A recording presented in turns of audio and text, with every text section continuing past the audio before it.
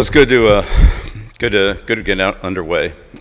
This first acclimation period is still just that, getting used to pads and on-field practices, and different than our training program.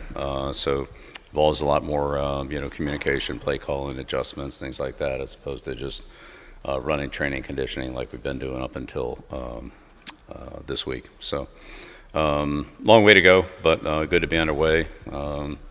Weather's been very cool.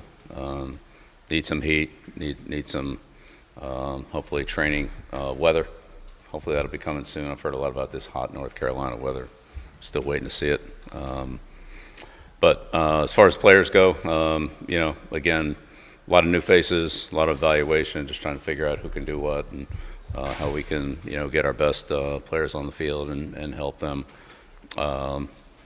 whether they're new here as freshmen or they're new as transfers, talking to them about the things that our fundamentals, our calls, our adjustments, things like that are different from what they've done in the past. So making progress, just taking it one day at a time, and grinding it out here through training camp, which is what we need to do. This is what we need, just day after day of just good fundamentals, and just try to keep moving ahead in the right direction. Andrew Jones, Tar Heel 24/7. There's a lot of new faces up front defensively. Only two guys really back from last year. Only one of them played a couple of snaps. What have you seen from that group, and what is the competition like for all the jockeying to see who can kind of get first depth chart, first team, second team, that kind of thing? Yeah, I think whether it's that position or any of the position, the depth chart's really a work in progress. Again, we're in the acclimation period. Of course, we're trying to evaluate, but we're not really able to do full practices and tackling and all that. We're still acclimating. So we're not far from that, but the teaching and the big part is so everybody knows what to do, they know how to do it, and they're ready to go out there and compete. And when the competition starts later in the week and next week, then those things will start to shape up, especially at that position. The receivers and the DBs, where there's less contact involved, maybe a little more competitive there in terms of who can get open, who can cover, and so forth. But for the big guys, those skills will really be evaluated much more closely once we're actually able to do them, and also make sure that everybody knows what they're doing. On that, obviously you guys are going to hit soon. What about DeAndre Robinson? What are you guys seeing from him? What did you like about him that you brought him in? And is he somebody that has an opportunity to get on the field a lot this year? Yeah, well, first of all, I'd say everybody has an opportunity, but he certainly would be, up on that list. Played some last year at Florida, athlete kid, smart, has good football instincts, and again, it's just acclimating to a new system, some new terminology and adjustments, things like that. But I'm sure he'll be very competitive with that group, and we have other players there too. The best guys will play, but he should be very competitive in that group. He's a big guy that can run. He's young. There's a lot of room for growth and improvement. So I'm glad we have him. Good to be working with him. Right here, front center. Rod Baxley, Fayetteville Observer. Bill, how do you describe the impact Moses Cabrera has had on your career, and how that's translated to here at Carolina with these guys? Yeah, Moses had a huge impact on my career and on the teams that I've coached, where he's been the head strength coach. He's done a great job of training players and also getting them back on the field after they've had some type of medical setback. He's worked with several thousand players and is able to train them regardless of what limitations they might have. He has multiple ways to do different exercises and so forth. So we're able to train all parts of the body, and he's increased speed, strength, explosiveness, as well as I think this team has started to develop good chemistry, and a lot of that comes from the weight room and from their training together, where you start to earn the respect of your teammates through hard work together, and that's brought the team. I wouldn't say we're there yet, but certainly moving in the right direction in terms of team chemistry and developing a closeness and respect for each other. So everybody's out there working hard. They're going through it, grinding through it together. And they're, the guys who are maybe further along are helping some of the guys that might lag behind a little bit, and that's good for, again, teamwork and bringing the team forward. Brian Murphy with WRL. Your dad was a coach, you're a coach, obviously your two sons are on the staff. Was there ever a thought that they would do something different than coach?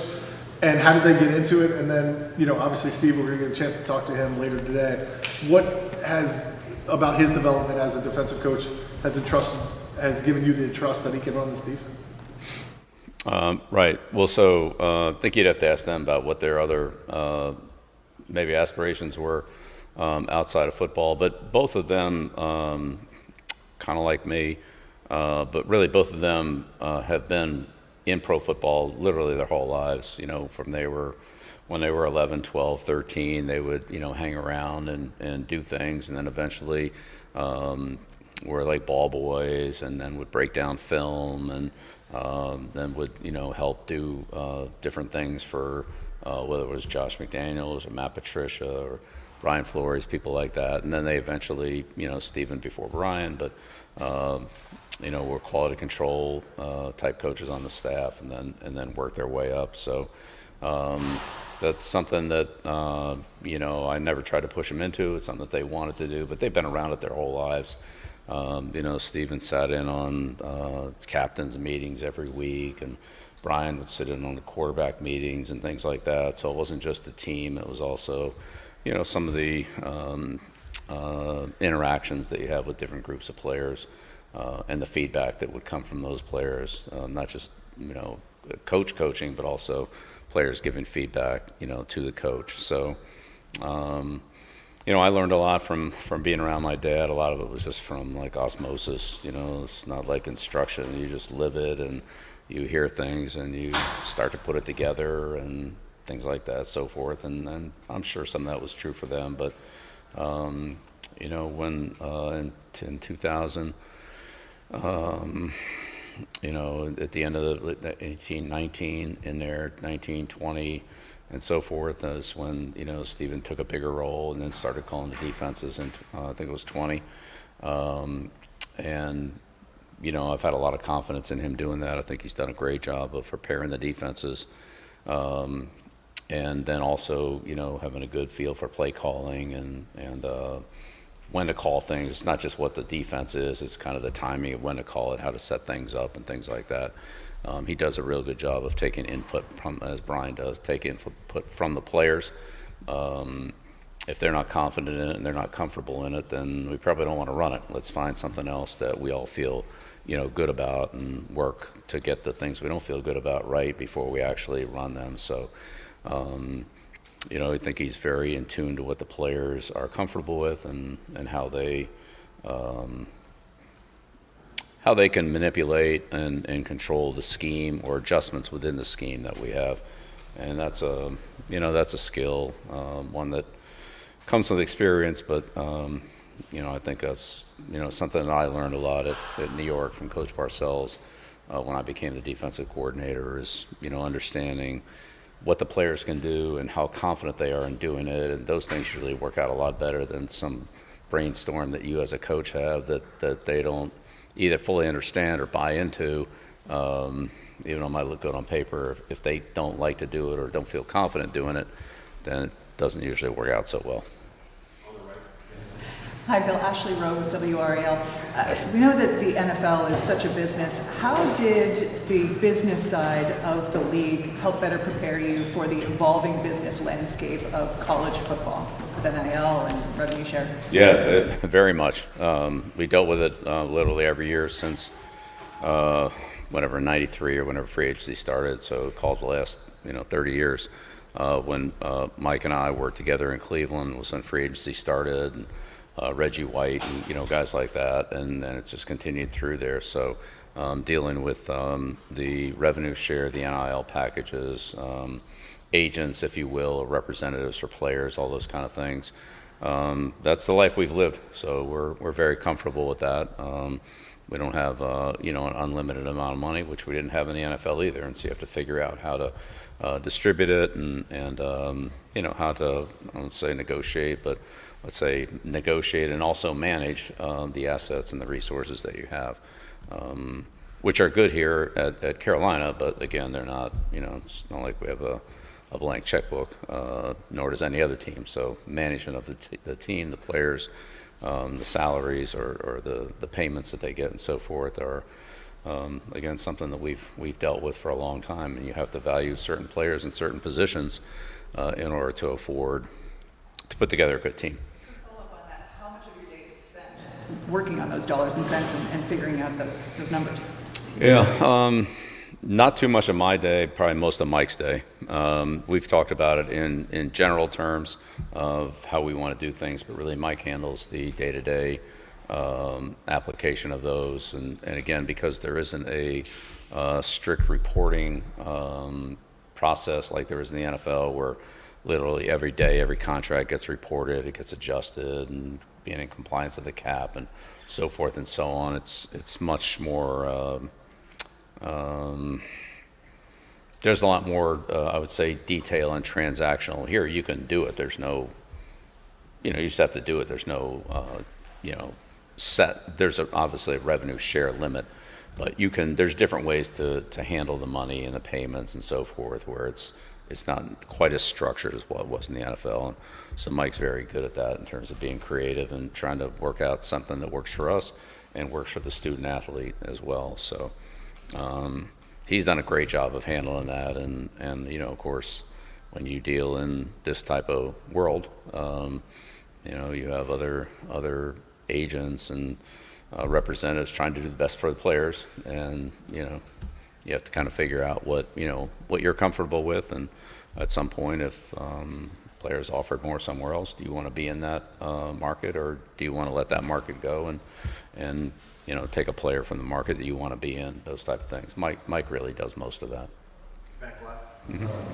Bill, Ted Keefe, the sports business journalist, sort of following up on that. College football coaches have traditionally been thought of as a CEO, sort of having a CEO role, overseeing all aspects of the program, not just players and coaching and whatever. I know you have Mike here, who's been a long-time guy for several decades. Have you been interested, comfortable in having that role as sort of the overseer of all aspects on and off the field of the program as Carolina sort of transforms, whether it's venues or protocol or how they do things? Do you want to have a role in those sort of off-field business aspects, or have you left that stuff to Mike? If you are involved with it, what are sort of the things that you're focused on even throughout the offseason? It's pretty much the same for me as it's always been, whether it was Mike and I in Cleveland, or Scott Pioli, or Nick Caserio, or whoever the other person was, that we worked jointly together. I did the majority of the coaching, but there was certainly feedback from Mike or Nick or people like that of here's what I'm seeing. Are we using this player properly? Do we want to do this with this? They have a little different view of it than sometimes as a coach. You're in it, and you miss things, and so those guys gave me a good perspective sometimes on coaching, how to utilize players, maybe where they saw competition a little bit differently than where I or the coaching staff saw it. And at the same time, I would talk with Mike and our contract negotiators in the NFL, but now it's really just through Mike about how we want to structure our deals and payments and so forth on a big picture, and then he does it. So there's definitely a good line of communication, and I'd say we jointly make big decisions together. And then I kind of handle the coaching part of it, and Mike kind of handles the personnel, the contracts, and other things that go with that. In this case, academics and so some transfer rules and things like that apply specifically to recruiting and roster size and payments and so forth.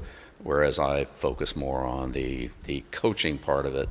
But again, it's intertwined, and he's been very helpful to me in my career, especially when he came to New England, like after we had 10 years of championships and Super Bowl appearances and everything. When he got there for 14 and 16, that was, really kind of propelled us into Super Bowl championships instead of just, AFC East titles and AFC, that type of thing. Like there was some finding a few players and also kind of helping me build the roster so that we could, win and be more competitive in those final games. Like, he had a lot to do with that. So there's, it's very much of a partnership, but at the same time, we both kind of have the areas that we focus more in. We've got time for two more on the left and then we'll go back here. Go ahead. Adam Smith, Inside Carolina. Yeah.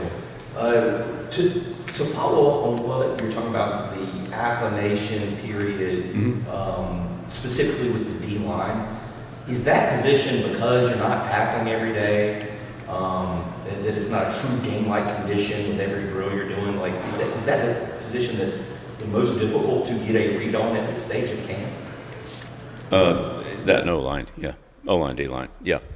Because, again, that's their game. It's contact, it's leverage, it's, footwork, position. And, I mean, these guys line up this far away from each other, and it all happens pretty quickly. And without pads and without, full contact, it's kind of hard to see exactly how that's going to go until you get to that point. Again, with receivers, defensive backs, things like that, you don't have that kind of, those kind of collisions. That the power is not as, power can neutralize speed, speed can offset power. There is certainly there's a better evaluation of that than there is with the big guys. And again, so much of interior offensive and defensive line play is based on pad level and leverage. And until you actually are going, it's kind of hard to tell exactly how it's going to turn out. Once once everything is on, then it's a lot easier to see. So the defensive line and the offensive line those are hard positions to train in the off season. You train strength, you train explosion, you learn the plays, you get in condition and all that, but you can't actually do what you have to do against your opponent, in this case ourselves, until you get past the acclimation period in training camp or for the 13 practices in spring ball. You can hit bags and you can hit sleds and you can do all those kind of things. It's good teaching and it prepares you for it, but it's not the same thing. So once we get to that point, then that'll help us. And I'm sure as we go through the course of the year that, we'll continue to improve in those areas. It doesn't just stop at the end of training camp. It'll continue, literally, hopefully, every week throughout the season, that we can refine our techniques, our fundamentals, our reaction, our recognition. Again, when you line up this far away from somebody, how quickly you can react to it is the difference between, having an advantage or not having an advantage and being in a recovery position. So that initial first step, first strike, again, pad level on the contact, all those kind of things, footwork, it's a fine line between having the advantage and being in a position where you're trying to recover. And that's what we want to try to do is gain the advantage and maintain it. Last one, back middle. Kate Rogers, BBC 11 coach. You mentioned there's a lot of new faces, 70 new players. As you're in the acclimation period, it's almost what you can do football-wise, but have anyone really emerged or surprised you, personality, vocal leaders on the other side of the ball? I'd say it's a process, but yes, absolutely. Certainly some of the players who have more experience have more confidence, whether it be from their time here at Carolina or in some cases with other programs but have played a lot of college football, and so they're confident in what they can do and what things are going to be like. Sure, there's some newness to it, but compared to a freshman who's coming in here who's never played in a college game, has only been now in a couple of college practices, has never gone up against this type of competition, compared to in high school when they were probably they were probably better than everybody else. Well, that's not necessarily the case now. In most cases, I would say it definitely isn't the case. So you go from being the best guy to now not the best guy anymore. So the emergence usually comes from the more experienced players and the players, who have the most confidence. But a lot of these guys are gaining confidence as they start to have success on the field, and so it's a little bit of a fluid situation. We'll see how it all comes out. There are certain positions, the defensive signal callers, quarterbacks, centers, guys in the middle of the field, safeties, that control the communication on the other, to the extremities. And so a lot of times they emerge as leaders because they have to communicate to get the message to people outside of the formation. So there's a natural leadership that comes with some of those positions. Some guys are, have different skills in that area. And there's also, leadership. There's on-field leadership, and I'd say there's off-field leadership. Some players are particularly good leaders on the field in terms of, being aggressive and decisive, and on a football context, some players are good leaders off the field in terms of preparation, training, and things like that, and some are good at both. So it's also a little bit of a, what are you talking about? Are you talking about leader in the weight room, leader on the field, leader in the classroom, film study, leader in, kind of personal life, whether that be, Bible study or things like that. I mean, so there's different forms of leadership, and they're all starting to, unfold. And we've only been doing it here a few days here, so we'll see how it all comes together.